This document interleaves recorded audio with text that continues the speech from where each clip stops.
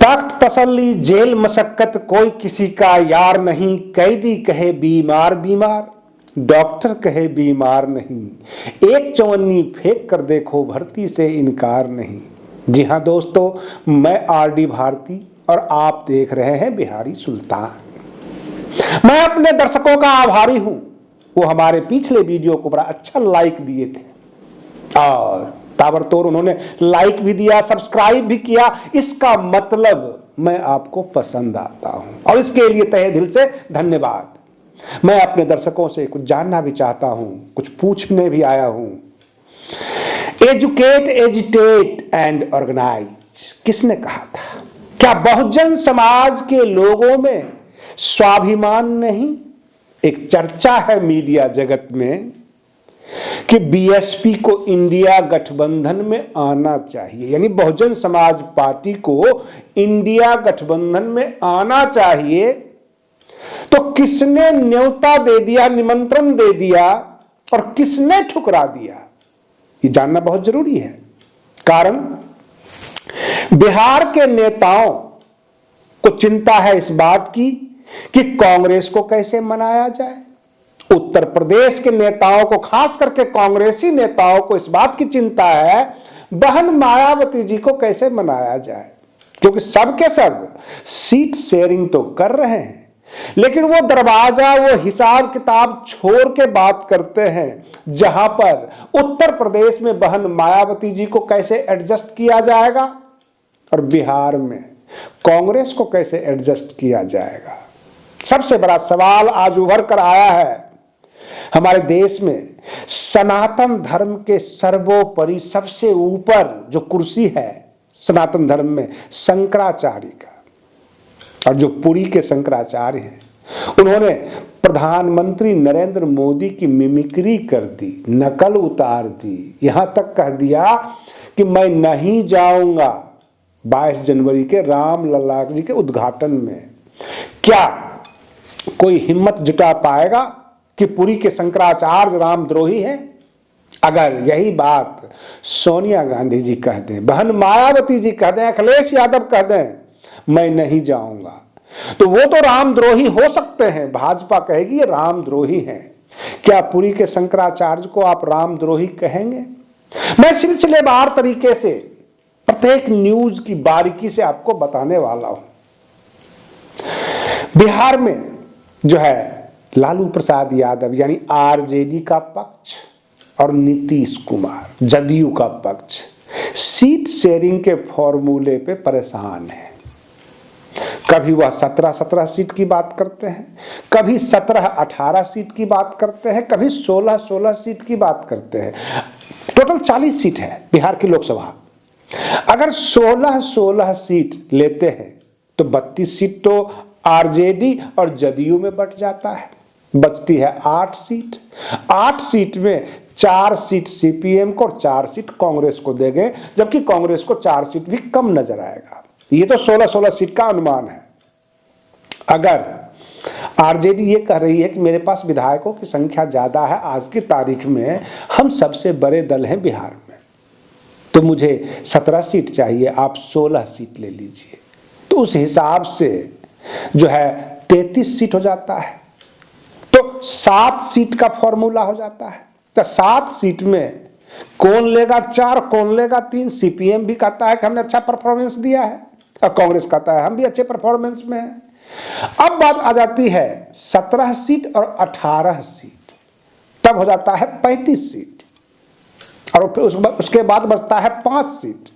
5 seat में क्या 3 seat पर कांग्रेस लड़ेगी और 2 सीट पर सीपीएम?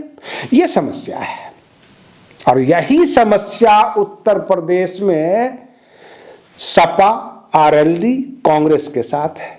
सपा कहती है कि हम बड़े ताकतवर हैं, बहुत बड़े दल के जो है हम नेता हैं, हमारे पास जो है वोट प्रतिशत ज्यादा है, तो कांग्रेस ने लगे हाथ निकाल कर दिखा दिया कि आपकी वोट प्रतिशत कितनी है। यह मैं आपको बता देता हूं। 2019 के लोकसभा चुनाव में बसपा को 20% के करीब आया है वोट, आपको 19% आया है। उनको जो है 10 सीट आया, आपको 5 सीट आया। रही बात ये कि जो ग्राफ गिरा है वो 2022 में, जबकि एक विधायक बसपा को आया, लेकिन 13% वोट पर बसपा आके रुक चुकी है। और इससे पहले का चुनाव अगर देख लें, यानी 2017 का, तो उसमें 19 सीट भले ही बसपा का आया और आपको 47, लेकिन बसपा का वोट प्रतिशत आपसे ज्यादा है। तो बसपा को आप इग्नोर कैसे कर सकते हैं? वोट प्रतिशत देख लीजिए। और उसके बाद रही बात सीट निकालने की, तो वो तो टेक्निकली कई जगह हिट कर जाता है। कुछ वोट से लोग जीत जाते हैं, वोटों की संख्या से जीतते हैं, प्रतिशत से नहीं।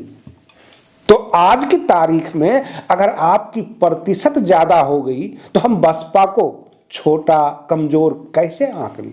ये कांग्रेस का पक्ष है और कांग्रेस ये चाहती है कि उत्तर प्रदेश में जो है बसपा को इंडिया गठबंधन में लाया जाए, बहन मायावती जी को मनाया जाए, ताकि हम मोदी जी का रास्ता रोकें। लेकिन समस्या एक और खबर निकल कर आ गई। पुरी के शंकराचार्य कहते हैं हम क्यों जाएंगे वहां, ताली बजाने जाएंगे? वहां पे प्रधानमंत्री जी का स्वागत होगा, वह राम लला की जो मूर्ति का उद्घाटन है, यह आस्था का विषय है। वहां पे संत लोग जाकर पूजा करते, अब हम तो तमाशा देखने जाएंगे, हम तो तालियां मारने जाएंगे और वो भाषण देंगे। तो क्या हम मोदी जी से आशीर्वाद लेने जाएं, जबकि पूरी सनातन के सर्वोच्च पद पर बैठे हुए हैं? यह मेरा अभिमान और स्वाभिमान नहीं, यह गरिमा है जहां हम बैठे हुए हैं। क्या हम वहां पर तालियां मारने जाए, उनके लक्ष्यदार भाषण सुनने जाए? और रही बात ये लगे हाथ, उन्होंने बहुत कुछ कह दिया। उन्होंने कहा कि प्रधानमंत्री नरेंद्र मोदी जी अब संत भी नजर आते हैं, योगासन भी लोगों को सिखाते हैं, सब कुछ करते हैं। और जनता के लिए जो कुछ किया है, क्या वो संत सुनेंगे? संत तो देखेंगे कि जनता के लिए आपने क्या क्या किया है। और संत राम के लिए जाए या मोदी जी के लिए जाए, वहां पे तो राजनीतिक अखाड़ा बन गया है। इस तरह से उन्होंने डांट डपट दिया पत्रकारों को, कहा कि हम नहीं जा रहे हैं। अब प्रश्न ये उठता है, अगर यही भाषा कोई नेता विपक्ष का कह दे, उसका क्या हश्र करेंगे ये लोग?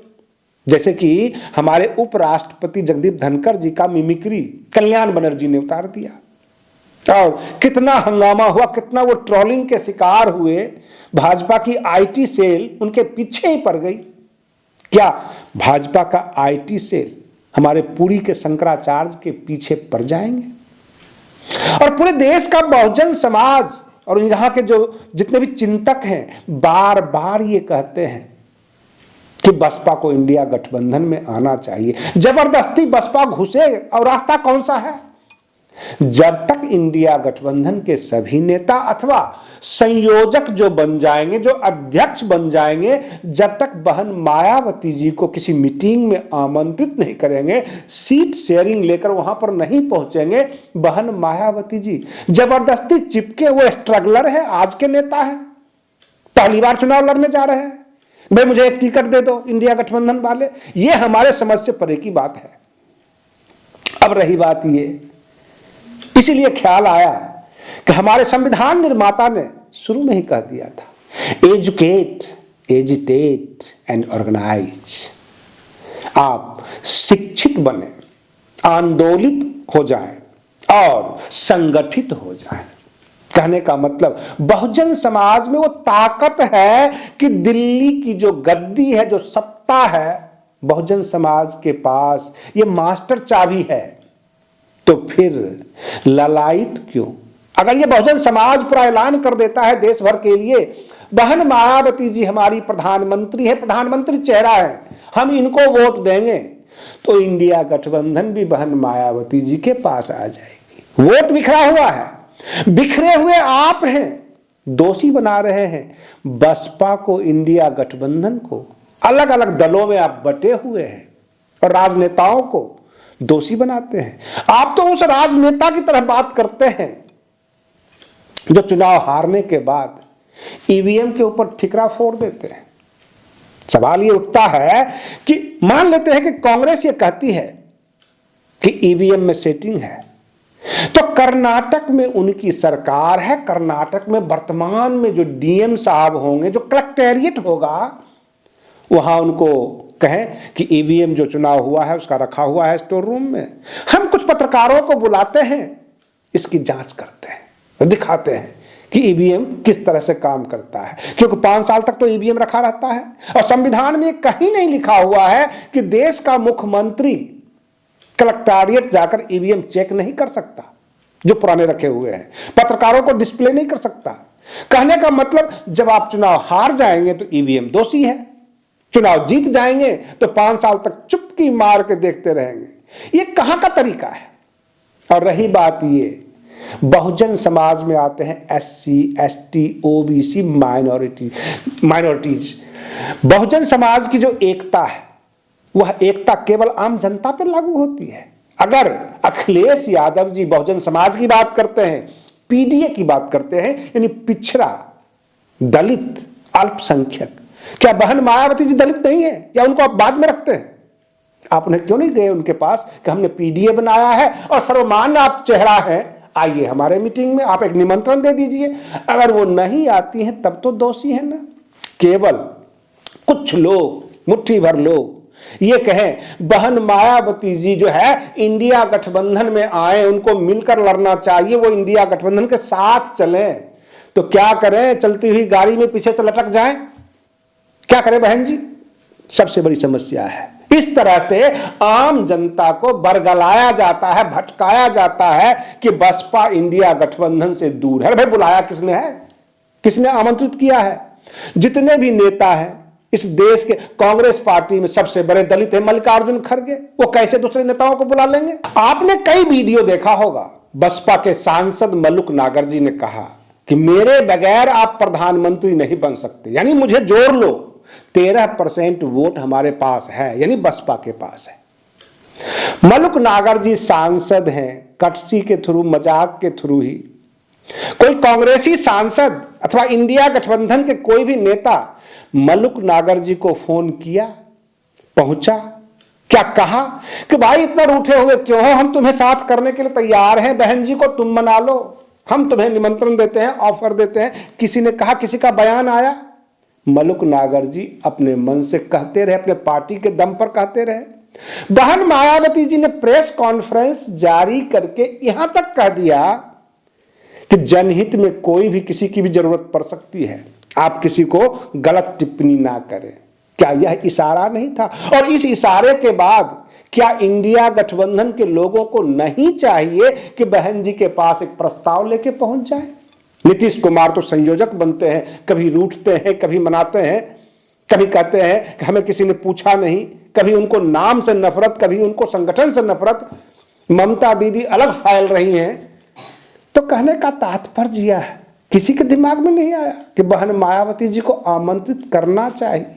जब वो आमंत्रण को ठुकरा दे, जैसे कि कहा जाता है ना, राम मंदिर का न्योता आया, हम 22 जनवरी के बाद जाएंगे। डिंपल यादव का स्टेटमेंट आया, अखिलेश यादव जी का भी स्टेटमेंट आया कि हम 22 जनवरी के बाद जाएंगे, राम जब हमें बुलाएंगे तो हम जाएंगे, भगवान जब हमें बुलाएंगे तो हम जाएंगे।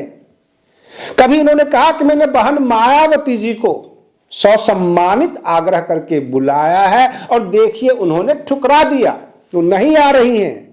वो भाजपा की बी टीम है, क्योंकि हम बुलाते हैं और वो नहीं आते हैं। कहने का तात्पर्य यह है, कुछ भाजपा समर्थक, कुछ सपा समर्थक, कुछ कांग्रेस समर्थक एक राग अलापना शुरू कर दिए कि बहन मायावती जी इंडिया गठबंधन में आए, इनसे दूर ना रहें, भाजपा की बी टीम ना बने। इस तरह की एक प्रोपगंडा फैलाने की कोशिश की जा रही है। बहन जी अगर प्रेस कॉन्फ्रेंस करके मीडिया को बुला लेती हैं और ये कहती हैं किसने हमें आमंत्रित किया और हम नहीं आए, जवाब दे, कब की मीटिंग है और कौन से निमंत्रण को हमने ठुकरा दिया? अगर इस तरह का जवाब मांगने पे आ गई बहन जी, तो पूरे देश के दलितों को, एससी, एसटी, ओबीसी, माइनॉरिटीज को आह्वान कर दिया कि यह गठबंधन नहीं है, ठगबंधन है, हमें आज तक नहीं बुलाया। क्या हम विपक्ष के हिस्सा नहीं? क्या हमारे पास 10 सांसद नहीं? क्या हमारे पास 13% वोट नहीं? ये सब तो जग जाहिर है, सर्टिफाइड है, सब जानते हैं। फिर भी नहीं बुलाया। क्या प्रकाश अंबेडकर जी को बुलाया?